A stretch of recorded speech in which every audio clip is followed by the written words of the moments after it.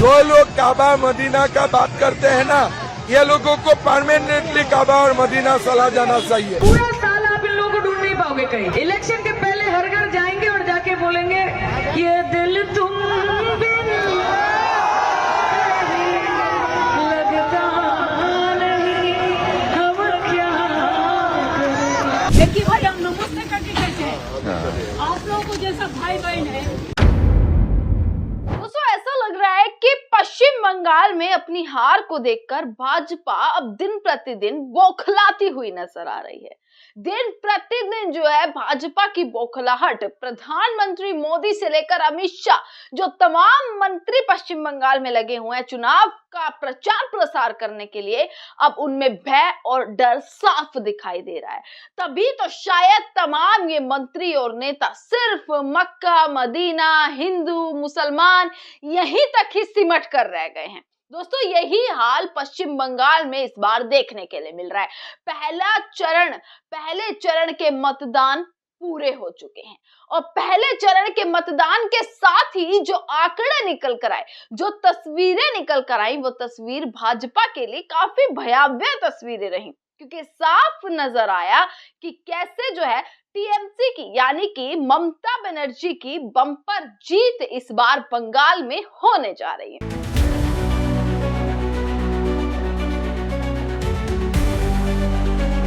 तभी तो शायद दूसरे चरण के लिए एक के बाद एक ताकत को पूरे तरीके से झोंकने की तैयारी की जा रही है। दोस्तों, मैंने आपको पहले भी तमाम वीडियोस में किस तरीके से दिखाया कि योगी आदित्यनाथ हो, अमित शाह हो, प्रधानमंत्री मोदी हो, सब बंगाल में लोग लगे हुए हैं और सब बंगाल में सिर्फ प्रचार प्रसार नहीं। चलिए, टीएमसी जो है, वहां की सरकार टीएमसी है, आप उसके विरोध में तमाम बातें कहिए, आप उसके विरोध में उनकी नीतियों का बुराई कीजिए, आपने उनके विकास पर पूरा का पूरा पानी फेर दिया, पर कैसे इनकी राजनीति अब दिखाई दे रही है हिंदू, मुसलमान, मक्का, मदीना, इन सब चीजों में अब ये राजनीति दिखाई दे रही है। दोस्तों, सोच कर देखिए, असम के मुख्यमंत्री हैं हेमंत बिस्व शर्मा।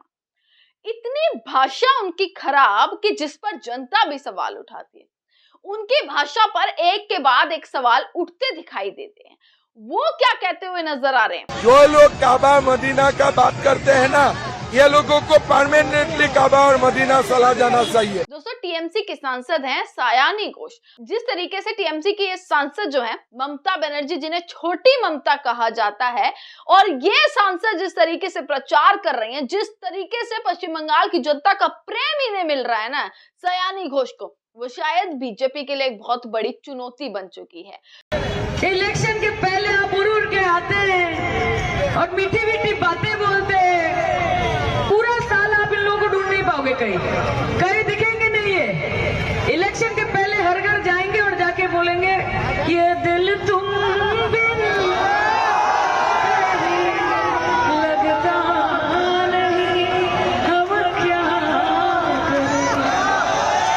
तुम ही ये हो अब ए जाने वफा, अब क्या करें। सयानी घोष किस तरीके से अपने गानों के साथ गाने गाती हुई नजर आ रही हैं, गानों से जो है जनता के बीच पहुंच रही हैं, अपने आवाज की काफी उनकी तारीफ की जाती है कि मधुर आवाज है। और जिस तरीके का भाषण, एक पहली ऐसी सांसद है ममता बनर्जी के बाद जो सीधा आवाज उठा रही हैं और जो सीधा चुनौती दे रही हैं देश के प्रधानमंत्री से लेकर देश के गृह मंत्री से लेकर तमाम जितने भाजपाई जो लगे हुए हैं पश्चिम बंगाल में टीएमसी का गलत नैरेटिव जो दिखाया जा रहा है उसका प्रचार करने में लगे हुए।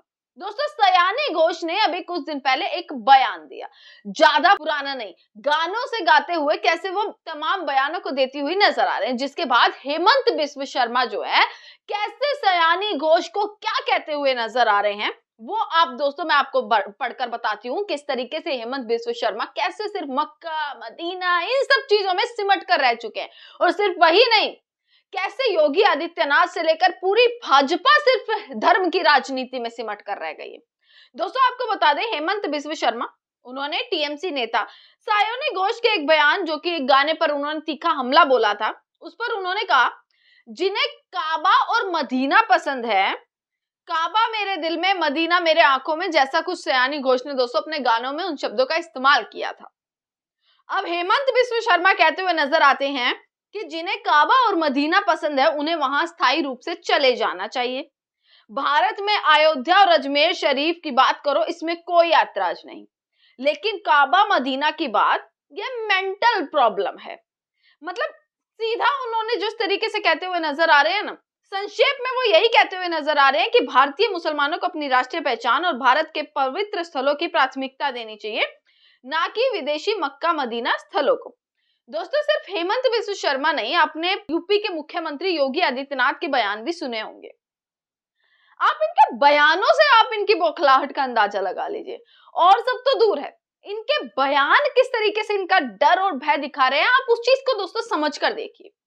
योगी आदित्यनाथ कहते हुए नजर आ रहे हैं कि सड़क पर नमाज नहीं पढ़ने देंगे। योगी आदित्यनाथ कहते हुए नजर आ रहे हैं अजान की आवाज नहीं आने वाली, क्योंकि उत्तर प्रदेश में भी कुछ ऐसा ही है कि भाई कोई सड़क पर नमाज नहीं पढ़ता, अजान की आवाज जो है वो सड़कों तक नहीं आती है। और यही राजनीति वो किस तरीके से अब पश्चिम बंगाल में करते हुए नजर आ रहा है। पश्चिम बंगाल में यही सेम दावे करते हुए दोस्तों योगी आदित्यनाथ नजर आ रहे हैं, जिस पर सवाल ये खड़े होते हैं कि आखिर ये धर्म की राजनीति क्यों? क्या बीजेपी के पास, क्या भाजपा के पास सिर्फ और सिर्फ इकलौते यही कुछ गिने चुने ऑप्शंस रह गए हैं कि विकास, 11 साल के विकास की अगर बात कर ली जाए तो इनकी जुबान पर ताला, अगर बात कर ली जाए कितने शिक्षा संस्थान, कितना रोजगार इन्होंने पैदा किया, कितने स्वास्थ्य संस्थान इन्होंने खोले, तो इनकी जुबान पर ताला। पर हाँ, कितने धर्म की राजनीति करी, कितने मस्जिदों पर बुलडोजर चलाया, कितने जो है मुसलमानों के घरों को तोड़ा गया, इस पर अगर सवाल कर लिया जाए ना तो मिनट लगती हैं दोस्तों एक्शन लेने में, मिनटों में एक्शन ले लिया जाता है। ये डर, ये बौखलाहट अब पश्चिम बंगाल में कैसे ये तमाम बीजेपी के नेता फैलाना चाहते हैं? क्या यही जहां पर पश्चिम बंगाल में तमाम रिपोर्टर्स लगे हुए हैं जो जमीनी हकीकत दिखा रहे हैं, जो अपनी रिपोर्ट्स में ये दावा कर रहे हैं कि कैसे वहां का हिंदू मुसलमान बराबर एक साथ गले मिलकर रहता है, वहां ये कोशिश की जा रही है कि अपने बयानों से, अपनी भाषा से उनके बीच में क्या जहर घोलने की कोशिश बीजेपी करती हुई नजर आ रही है?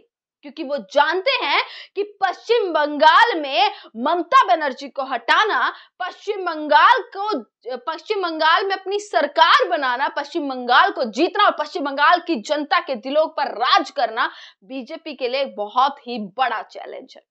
और यही तो चैलेंज है कि हर नेता, हर मंत्री इतनी पुरजोर कोशिश कि पीएम, गृह मंत्री योगी आदित्यनाथ सब लगे हुए हैं। अभी तो रवि किशन भी उतर चुके हैं, और रवि किशन के रोड शो में किस तरीके से दोस्तों क्लैशेस नजर आ रहे हैं कि बीजेपी और टीएमसी के कार्यकर्ताओं के बीच में क्लैश हो गया, जो उनके समर्थक हैं उनके बीच में हिंसा हो गई, कैसे आपस में भिड़ते हुए नजर आ रहे हैं, ये तस्वीरें निकल रही हैं। क्या भाजपा इस तरीके का माहौल जानकर क्रिएट करने की कोशिश कर रही है?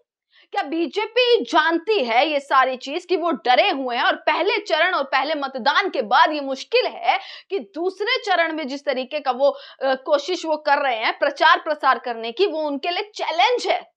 रवि किशन को उतार दिया, वहां पर टीएमसी और वो भिड़ चुके हैं बुरे तरीके से बीजेपी वाले, एक के बाद एक लाठियां पुलिस चलाती हुई नजर आ रही है, कभी टीएमसी पर तो कभी बीजेपी वालों पर।